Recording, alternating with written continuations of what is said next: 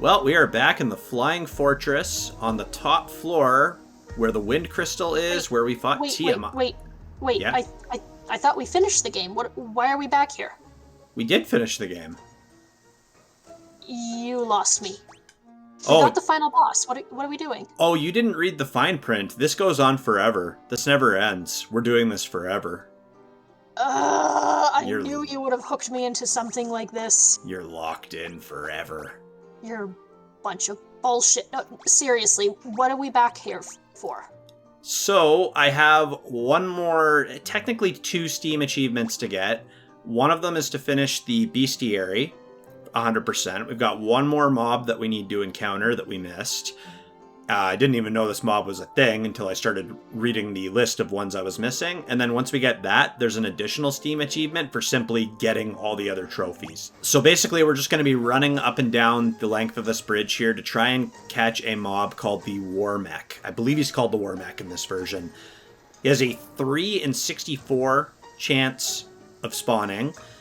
He's apparently the most powerful random encounter in the game, comparable to like a boss.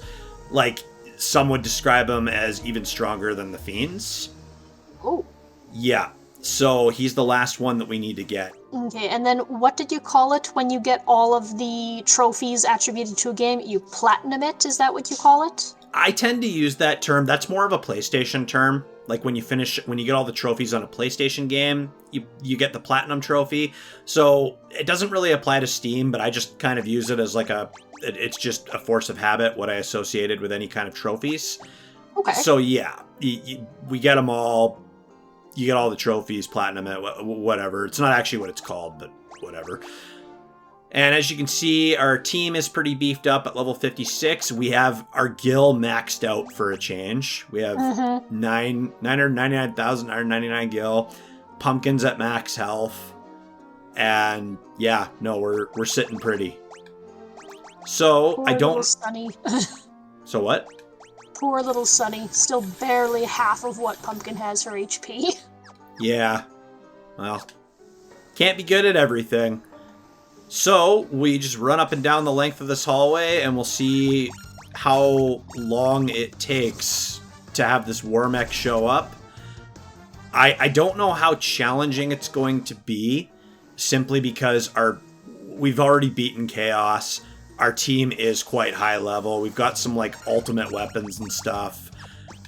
I don't really know how challenging it's going to be, but either way, we'll go in. The advice I've read online is don't underestimate the boss. Go in, like, put up, like, Protera buffs. Treat it like it's an actual boss fight. You know, give it the respect give it the respect that it deserves. Okay. So you don't get your ass kicked. And the Crystal of Wind is still very much chilling up here. Okay.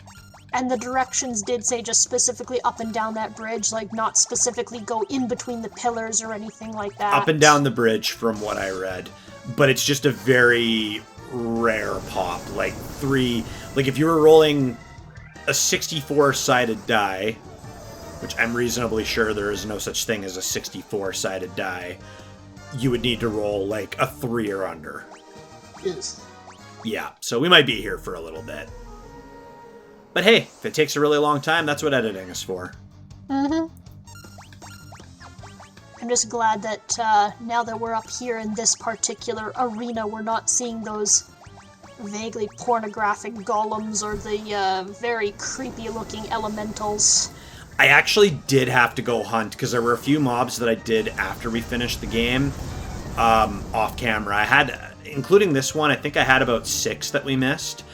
There was the Tyrannosaur. You remember in the big desert with the Mirage Tower that gets us up here, there was that Allosaur, like the red T-Rex looking thing? Oh, yeah. There's a blue one as well that shows up, and very rare pop. Like I think something like under 5% chance of it popping. Ooh. So I had to go hunt that one. There was another an iron golem, like one of the pornographic looking big boys in the past Chaos Shrine, the final dungeon. And he was like, being that he was an iron golem, very resistant to physical damage. Like he was shrugging off blows from Pumpkin and Kenzie.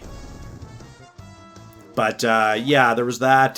There were a couple I had to do back in the Sunken Shrine for like the water crystal. Really wasn't too bad. So, but I figured because this guy, I didn't even know about this guy till I was looking at this list. Like, this was something that because like I said before, I'd only had the one playthrough where I'd actually gotten this far. And I just played the game. I wasn't, like, the Game Boy Advance didn't have achievements like this, so I had no reason to make sure that I'd killed every single mob in the game, right? Right, so in the original version, you don't, like, who knows, maybe this particular Warmech superpowered final special extra boss, maybe it wasn't even in the original. Maybe this is kind of a, hey, thanks for... No, I think it was in every version of the game. I'm not sure about, like, the original NES, but I'm pretty sure, like, it's a pretty infamous, like, it's not officially a boss, but it's just one of those, like, random encounters where it's been described as being comparable to a boss. So that's why we're here, is to hunt this. You'll notice when we play the later Final Fantasy entries as well, too, get used to the fact that there is going to be probably some, usually what they refer to as, like, endgame content, like, you beat the final boss, but then there's, like, side stuff you're gonna do, or there's, like, bonus bosses. Oh, look, your favorite. Or there's, like, bonus bosses that are even harder than the final boss that we're gonna go fight, that kind of thing. Yeah, so that will be kind of it's a common trope in a lot of RPGs. I mean, with FF1 being as old as it is, and as we've repeatedly called it a product of its time, we've only got this one thing to do. Oh, and another trophy that I went and got off camera. We missed a room with, like, 5 treasure chests in Mount Gulg, the volcano. So if anybody was watching, like, hey, no, you missed a room. I'm just trying to help. What are you doing? I did go back and get that. We got all the chests. It's okay. Was there anything special in the chest? I mean, I know going back that far to that temple, there probably wasn't any particular special gear. But... I honestly don't even remember. I just wanted the trophy, so I wasn't even really paying attention. Located in the flying fortress on the bridge leading to Tiamat. 3 in 64 chance of appearing each time the Warriors of Light enter a battle there, making it an extremely rare enemy. Yeah. So we could be here for a little while. I don't know which cat warrior is more excited about being here looking for this rare monster. I mean, Kenzie's the thief.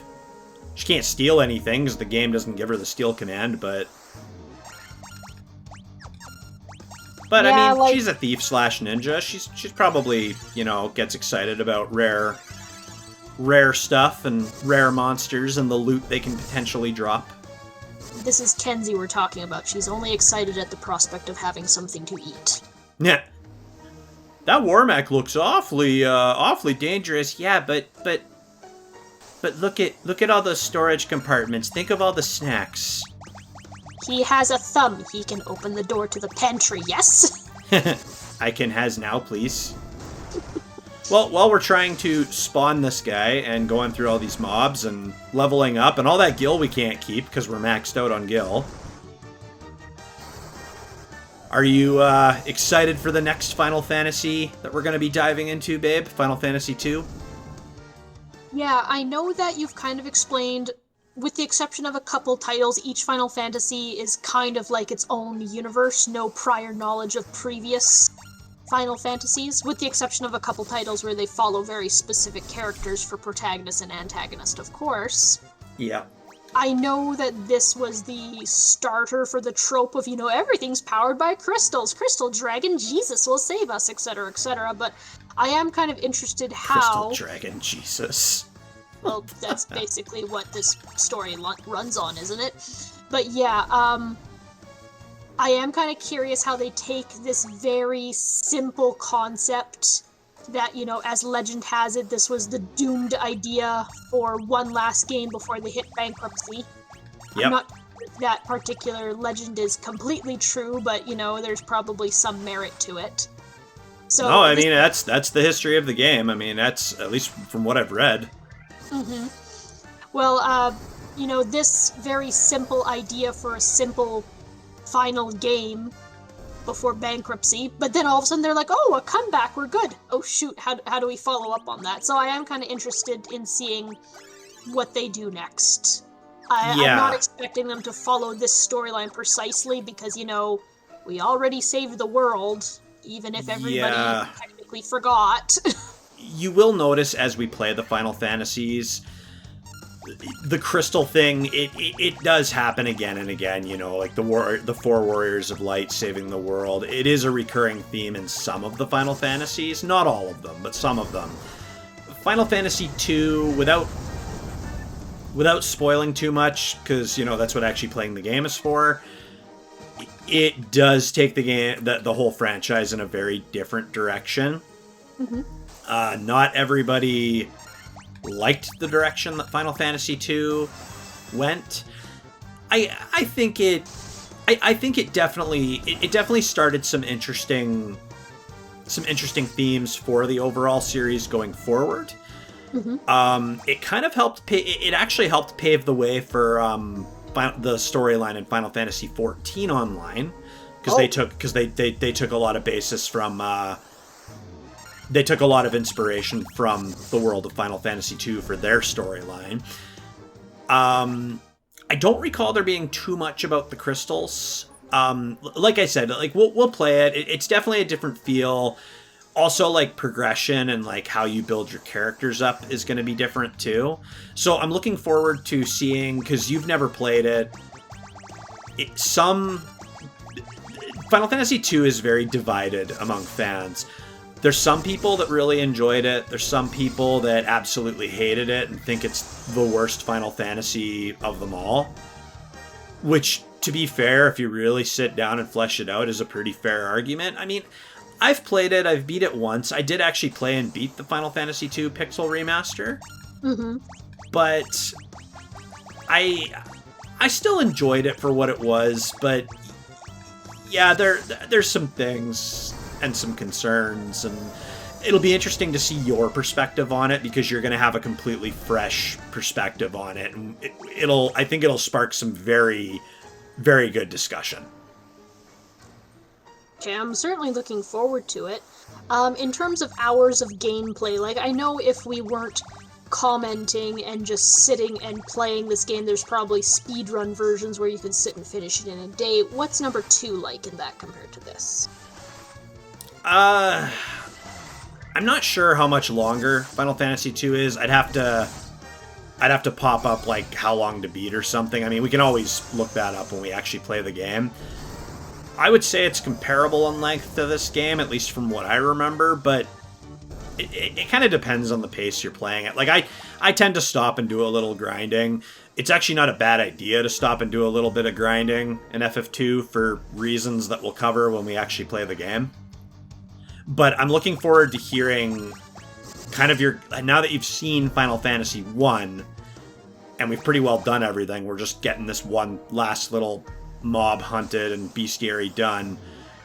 I'm just really looking forward to hearing what kind of like your thoughts are, your comparison between the two, what you like better about one over the other kind of thing. You know what I mean? Mm-hmm, mm-hmm. Yeah, it'll be fun to see that. But yeah, we'll keep running up and down this hallway, and hopefully we find this friggin' Warmech.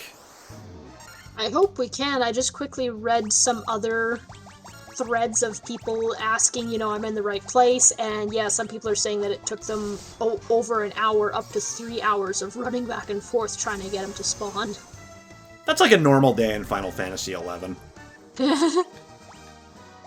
Alright, well, we will keep hunting. Okay, well, that took probably about 30 minutes of running back and forth. Compared to some of the stuff we read online where some people spent a few hours trying to get this guy, that's not too bad. Turns out he doesn't have thumbs at all. Ha! Just legs. And hoses. And a face, mouth, something.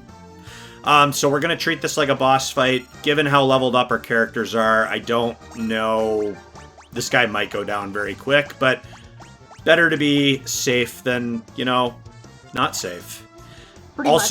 Also, apparently Holy and Flare don't do too much against him, so we're just going to go ahead and Roid Rage Pumpkin. Okay. Oh, wow, yeah, he's pretty resistant. Oof. Holy damn, he hits hard. I was going to say earlier with that weird facial configuration thing, we're probably looking at beam weapons, and yes, that definitely qualifies. And he has regen, he regenerates 100 health. I was just about to say, oh crap. Okay, as long as he doesn't have anything more powerful than that, I'm going to call it and say I think we got this in the bag. If we'd had this when we were on our way to fight Tiamat, this would have completely caught us off guard. There was one person on the thread I was reading that was saying, oh yeah, all of you are complaining and saying it takes you hours to find this guy, and, I was just on my way to fight Tiamat and I found him. Yeah, and just like, what the fuck, game? Game's like, oh, you've been complaining that the fights are too easy, huh? Hold my beer.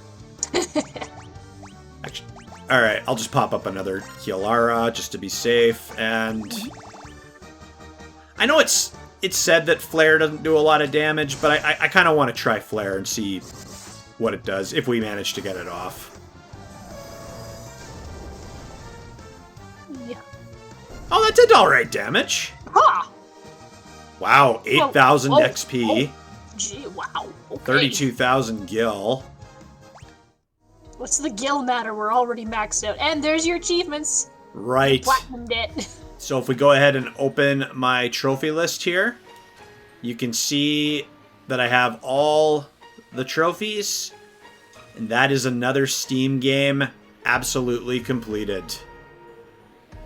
Excellent. That was the last thing that I wanted to do in Final Fantasy 1. To all of you that have joined us for this journey through the first Final Fantasy, thank you so much. It's always a pleasure to take you along on our adventures. Really excited to be tackling these series with Rita.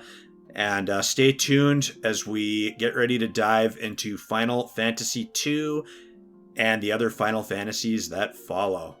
I hope you enjoyed watching Dustin play through, and perhaps derive some entertainment from watching me watch this for the first time whatsoever. Maybe let me be your nostalgia goggles, I suppose.